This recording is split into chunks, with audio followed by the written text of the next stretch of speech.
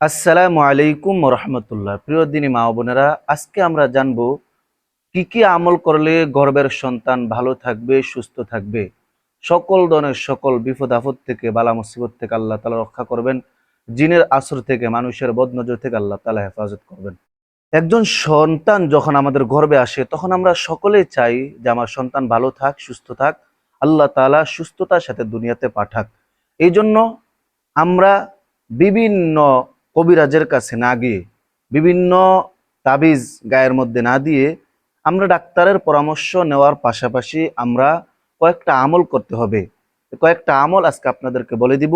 এই আমলগুলো যদি আপনারা নিয়মিত করেন তাহলে আল্লাহ পাক রব্বুল আলামিন আপনাদের গর্ভের সন্তান সুস্থ রাখবে, ওই সন্তান আর নষ্ট হবে না, এবং আল্লাহ তাআলা খাস রহমত নাজিল করবেন, নেক সন্তান হিসাবে কবুল করে নেবেন। সুবহানাল্লাহ। তো প্রিয় দিনী মা ও বোনেরা, আমরা ভিডিও লম্বা না করে এখনই কি কি আমল করবে আমলগুলো আপনাদেরকে বলে দেব ইনশাআল্লাহ।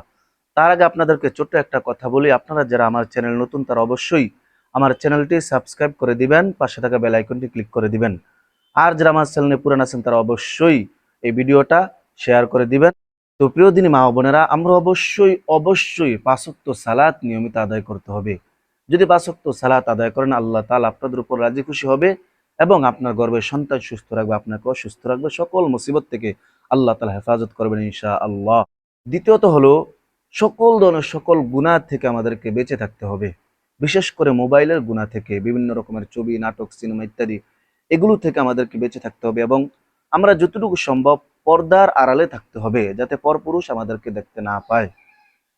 তৃতীয় আমল হলো, আমরা বেশি বেশি সকাল বিকাল কোরআন তেলাওয়াত করতে হবে। কোরআন তেলাওয়াত করা মানে হলো আল্লাহ তাআলার সাথে কথা বলা। এই জন্য আমরা যত বেশি কোরআন তেলাওয়াত করবো, আমাদের গর্ভের সন্তান ওই তেলাওয়াত শুনবে এবং আমাদের ওই সন্তান নেককার সন্তান হবে ইনশাআল্লাহ। এই জন্য আমরা নিয়মিত কোরআন তেলাওয়াত করবো ইনশাআল্লাহ।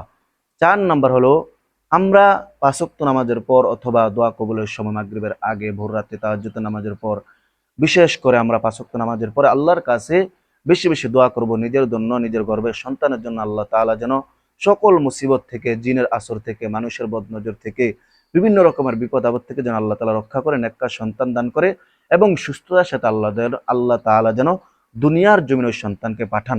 এই জন্য আমরা বেশি বেশি দোয়া করবো। এই ৪টা আমল, ৫ ওয়াক্ত নামাজ পড়া, সকল গুনাহ থেকে বেঁচে থাকা, বেশি বেশি কোরআন তেলাওয়াত করা এবং সর্বশেষ হলো বেশি বেশি আল্লাহর কাছে দোয়া করা। এই কাজগুলো আমরা অবশ্যই করব। যদি আমরা করি তাহলে অবশ্যই অবশ্যই আল্লাহ তাআলা আমাদের সন্তানকে সুস্থ রাখবেন এবং নেককার সন্তান দান করবেন, সুস্থতার সাথে দুনিয়াতে পাঠাবেন ইনশাআল্লাহ। আল্লাহ পাক রব্বুল আলামিন আমার সকল দিনী মা বোনদেরকে এই আমলগুলো নিয়মিত করার তৌফিক দান করেন, আমিন। আসসালামু আলাইকুম ওয়া রাহমাতুল্লাহি ওয়া বারাকাতুহু।